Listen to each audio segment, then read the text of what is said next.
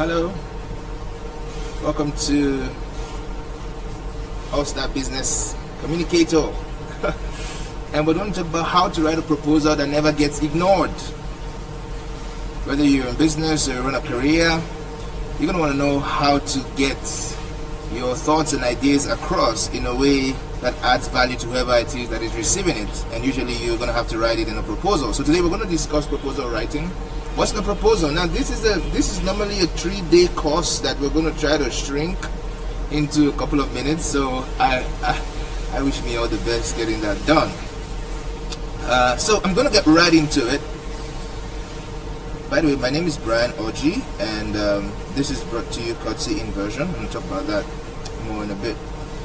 Let's look at a business proposal. Let's look at a business proposal and at least it'll get us to begin to understand what the component parts of a business proposal should be and how to communicate and how to write a business proposal excellently. Okay, I want to start with this example. Alright. So we have a proposal to save cost on pricing at Kobo Microfinance Bank. And we're going to look through this proposal and try to identify the key parts of the proposal and what you could use to ensure that you write a proposal that never gets ignored. So, what's the situation? Let's read. Our current printers print on one side only. All prints generated for employee use or customer mail-outs require a separate piece of paper for each page of the document. And then they went on to the proposed solution.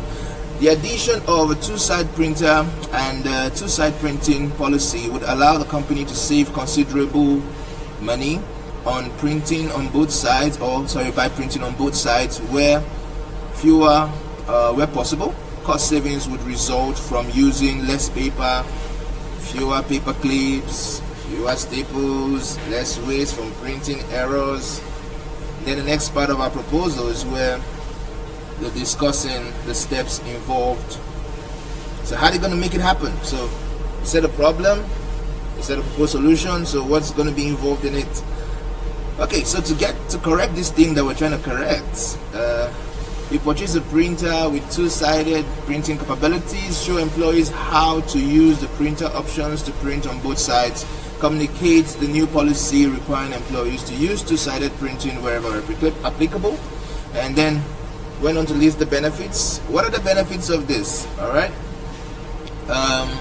two-sided printing or duplex printing would reduce the following costs: paper 85,000 naira a month, and supplies 15,000 supplies, the paper clips, the staples, all that, 15,000 naira a month. Two-sides printing supports the company's green initiatives to reduce waste.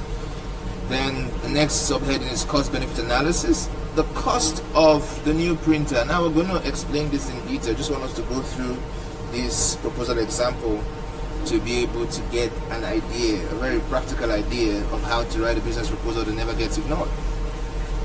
The cost of a new printer, 356,000. The new equipment would pay for itself within 4 months. Beautiful. The time associated with setting up employee workstations for two-sided printing and communicating the new policy to employees. Just a moment, let me pick up the second part of this. It's going to be approximately 1 hour per employee. Additional months of use would offset the costs associated with the hour of lost productivity. Then, of course, we went on to talk about if employees do resist, and then there's a conclusion. Thank you for your time and attention reading through this proposal. I will be on standby to provide any further clarification on the subject. Moreover, should you decide to implement right away, I'm sure it will be of the greatest benefit to our organization. Now, this is a proposal written within an organization with the goal of saving costs. Now, of course, you can reverse engineer what we're going to discuss here to apply to your specific situation. You may be wanting to write a proposal to get new business. You may be writing a proposal to introduce a new service. You may be writing a proposal for different things. You may be writing a sponsorship proposal or even a grant proposal, whatever it is. The components of a proposal actually do remain the same irrespective of what the purpose is. Alright, the content could change, but the main components remain the same. So we've looked at an example here, and I'll just go back to the beginning of it so that we can begin to isolate what are the parts of a proposal. Now the first statement there, of course you have the title. The first thing you see there is a statement of problem. See, there must be a problem, and you begin your proposal by discussing your understanding of the problem. The problem is that we're printing on both sides and it's expensive. From this example here, and your problem might be something else. For example, if you are a marketing company and you're trying to sell your marketing services to another organization. Let's say it's an organization that has been in existence for 40 years, and of course since they've been in existence for long, the customers have been aging as the brand has continued to grow, and now you want to offer them a new demography. I want you to be able to communicate with the youth demography. So you can say, you can begin your proposal by writing, your company has done awesome work, for the past 40 years. However, it appears that your customers are aging, and if you want your business to see the next 40, if you want your business to be around for the next 40, which I believe you should want to, I can help you connect with the youth demography. So that's a statement of a problem. All right, so it begins with a statement of a problem. What's the problem you're trying to solve? So go right to it and talk about the problem. And then the next paragraph in our example, you see a proposed solution. So this is what I'm going to do about it. Okay, this is what I'm going to do about it. If you organize your proposal this way, it'll be difficult for your proposal to be ignored. See, a lot of people begin their proposals, and I've seen this even sent to our company several times. You begin your proposal with what you want to do. But nobody really cares what you want to do until they understand that you understand what their problem may be. So the statement of the problem is, number one, this is the gap, this is the situation, and I have come with XYZ solution. The second part of it, of course, is your proposed solution. What do you plan to do? Okay, so there's an example here that we can see. In this example, the one writing the proposal has suggested that let us get a new printer that prints on the two sides. So with that, we can save paper, we can save supplies, we can save waste. That is the proposed solution. That's a proposed solution. In the case of the other analogy we were given, your proposed solution could entail things like, oh, we want to create a youth-focused event, a youth engagement event. We want to do more social media drive for the brand. We want to create engaging, exciting online content that is going to get the attention of the youth demographic. So all those are your proposed solutions, all right? And you're going to outline it as best as you can within your document. Then the third component part of proposal is the administration. So how are you going to do it? So I just want to show you a slide that actually just captures everything that I just said now, so that you can recall and know exactly where we are as regards to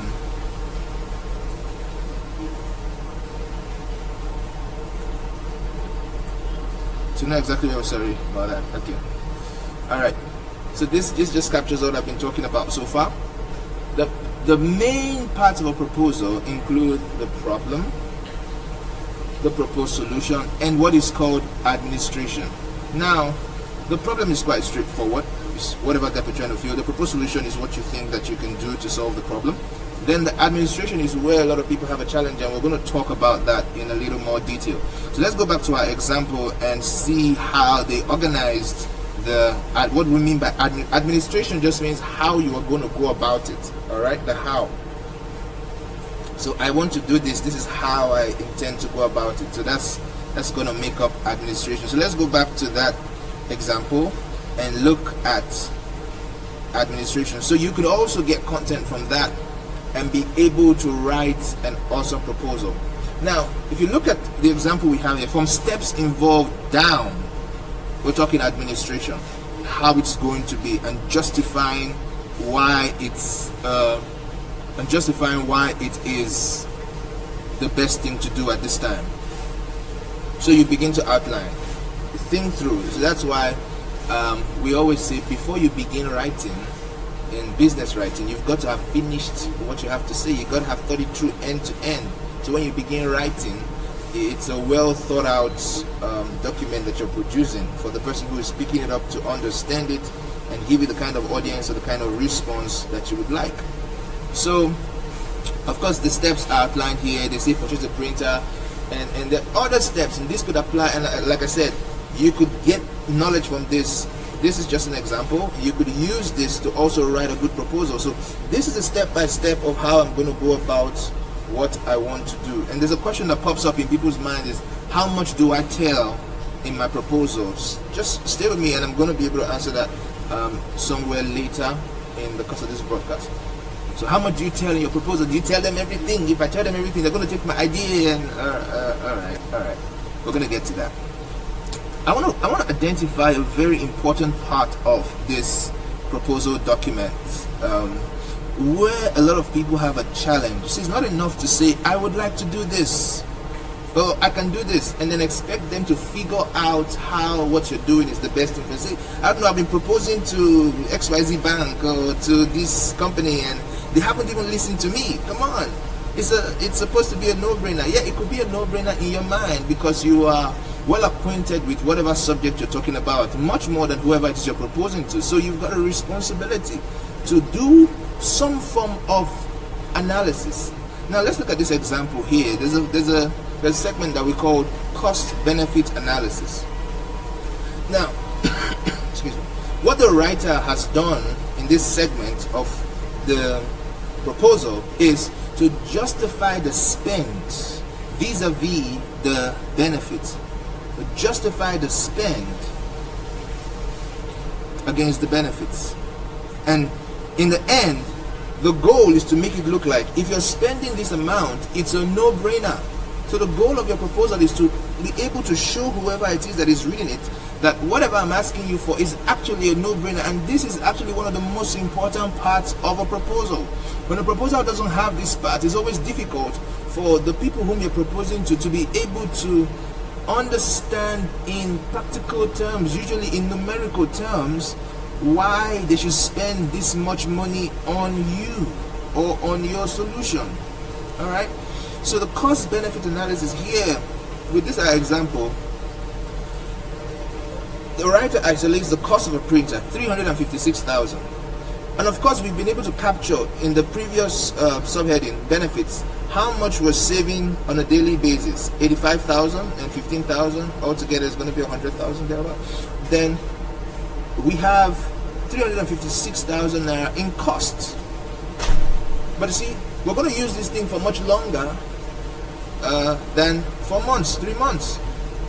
And if we save XYZ amount every month and we spend this at this time, by the end of the 4th month, according to our example, we would have paid off, the printer would have paid for itself.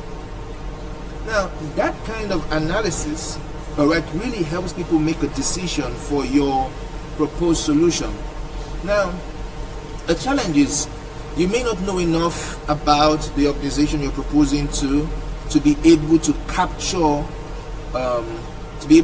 what you're saying in numerical terms like this. However, it's important that we come as close as possible. It's important that we come as close as possible to capturing in clear terms what it is that is the benefit of this. But if I'm asking you for 5 million for an ad campaign, and I'm going to be spreading your material to, let's say, 50,000 people. Of that 50,000 people, because of the kind of influence we have in that space, I should be able to reach. We're looking at a possible conversion rate of 2%, 3%, whatever it is. You do the mathematics. Take the unit cost of whatever product you're trying to sell, and say if we sell to XYZ number of customers, it pays for itself. My proposal pays for itself. So that's a very important part of your proposal. How's it going to pay for itself within my system? And the truth about it is that you may say, but I don't have all the details. It's as best an assumption. It's like a business plan. It is still an assumption, but it's an informed assumption. All right, it de-risks the the investment to a certain extent and makes people a little more comfortable. So it's important that we try to capture our value proposition, our proposed solution in numerical terms, and try to explain to whoever it is that you're trying to propose something to, that if you spend this amount of money on my solution, this is an analysis of why it's a no-brainer and why the solution pays for itself after some time. Let me look at the rest of it just to show you how it wraps up, how you wrap up a proposal. So at the end of course, there is an openness. Now this is an in-company proposal that we're using for this example. Okay, this is an in-company proposal. If you're an employee within an organization and you're writing a proposal within the same organization, this is what you do. So you can find any phone numbers, email addresses. But if you are writing to a different organization that is not your organization, you will also add your contact details, ask for a meeting, end with an action point. That's the point. End with an action point. So thank you for your time and attention reading through, and I'm reading from this proposal. I would be on standby to provide any further clarification on the subject. So moreover, that you're inviting them to ask more questions. So it's important for you to end with something that they can do. All right. And if you are writing to a different organization, you write, please call blah blah blah. All right. So it's important that we have the problem statement, the proposed solution, and your administration. Now, a key part of your administration, which is not captured in our example here, is your qualification. All right. So I can see that you've been able to analyze what is the cost benefits of making this investment in your solution, but where have you done it before, if anywhere? All right. So it's important that you include your qualification within it. And I always encourage you, see, this is a 3-day program normally when we do the trainings for organizations. So we're going to distill it into a few minutes, and the goal really is to be able to have you just get like a part of it, such that you can start using that. All right. Because there's so much more to say about the content of a proposal. Some other proposals are very elaborate. They'll have table of content, introduction, statement of problem. At the end of it, you're going to even have the resumes of all the employees that are relevant to the project that you're proposing. Some are even more elaborate. But it's important to note that whether elaborate or summarize, a proposal must have those 3 important parts. They are the problem statement, the proposed solution, and the way you're going to organize in terms of administration. So you can just stick that in. This is for now, and I want to add very important information. I want to add very important information before we round this off. Now we have a book. We have a book. All this information is coming from this material. A lot of times we use this material for our training program. So every time we train an organization, we always have every single person is giving this material. Now, the beautiful thing about this training material is that it's got so much in it, and of course it discusses about how to write a business letter, how to write a business memo, how to write an email, of course how to write a business proposal, right? How to write a report, common grammatical errors. So it's a loaded document. Let me get a better picture of it so that you can see. It's a loaded document, and every time we come for a training program, we always ensure that every single member of staff in that organization has a copy of this book. Now, the essence of it is not only does it help you understand the training as we're training, it actually is a reference material that can be used. So every time you can always go back and say, oh, how do I structure a memo? How do I structure a letter? So that's what this material is for. So it comes with our training program. Now, by the way, it's not for sale. It only comes in when we do run a training in organizations. But it's important because it's a reference material. And if anybody comes into your organization and the person is writing funny grammar and writing proposals that don't make sense, hey, some guys came to train us some weeks ago and they dropped some books. Go read every single part of it. So we ensure that it has a lot of content that will be very beneficial to you. Finally, and in rounding this off, I want us to The nomenclature sometimes could be a problem. See, my proposal, so I want to propose something. It's as though there's something you want to get. So this is what I want you to do. I want to get this out of you. See, the proposal, the nomenclature could be a problem. So think about it this way, all right? A proposal is actually your contribution, all right? It's my contribution. See, I can see that you are doing this, and these are your goals, and this is my contribution. All right. So if you think about it, it's my contribution, and then you won't even feel bad when say nobody has answered my proposal for so long. I'm so upset. No, you won't feel bad because it's your contribution. This is what I want to make. This is what I want to add to all the good work you're doing. All right. So when you think about it, you're also going to write it in a way that shows that it's a contribution. All right, it's a contribution, a clearly articulated contribution to whatever successes the organization that you're proposing to has been able to achieve in its XYZ number of years of existence. And for you to be able to contribute anything that is worthwhile, you've got to know about the company. You've got to research the company. You've got to understand the company. You've got to know where the company is going and why your contribution is going to help them to get there faster. And we live in the most, it's the most open world in the history of time. All right, everybody is saying something online. The website is saying so much about their goals. Their social media pages are saying so much about their goals. All right, so if you have to send a proposal to an organization, ensure that you research that organization. You've asked enough questions about the organization from just a Google search. Go Google search news and find out if they've been in the news recently. You'll be amazed. And you can even begin a proposal with that. Recently I saw that you were in the news of so and so and so. People always want to find out how much you know about them before they listen to what you want to help them do. Alright?